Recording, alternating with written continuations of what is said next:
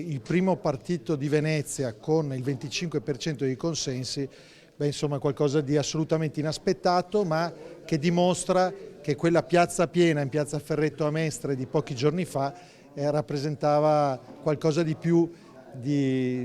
anche di quello che si è detto, insomma, perché molti dicono piazze piene, urne vuote, insomma, invece si sono riempite le urne qui a Venezia di tanti voti per la destra politica. Questo il commento a caldo di Raffaele Speranzon, presidente del gruppo Fratelli d'Italia in Consiglio regionale e nuovo senatore della Repubblica, sui risultati della vittoria del partito guidato da Giorgia Meloni. Speranzon si farà portavoce del territorio veneziano. L'attenzione nei confronti di un territorio che è complesso, che è articolato, che ha bisogno di avere un'attenzione particolare, perché da un lato c'è da salvaguardare un ecosistema, dall'altro c'è da permettere il mantenimento dell'antropizzazione della laguna, che è un aspetto che necessariamente si deve legare alle opportunità di lavoro e alla possibilità di vivere concretamente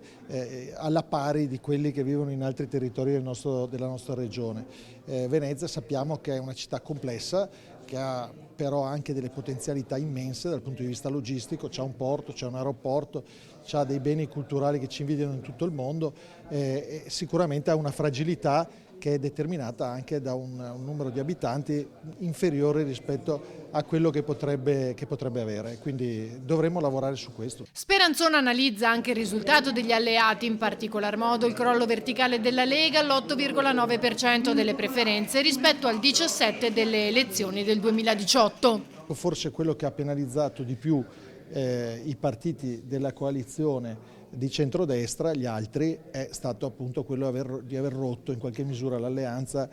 durante i governi Conte 1 e Draghi. Adesso abbiamo 5 anni invece per costruire un centrodestra di governo forte che possa permettere anche ai nostri alleati di tornare a crescere nei consensi.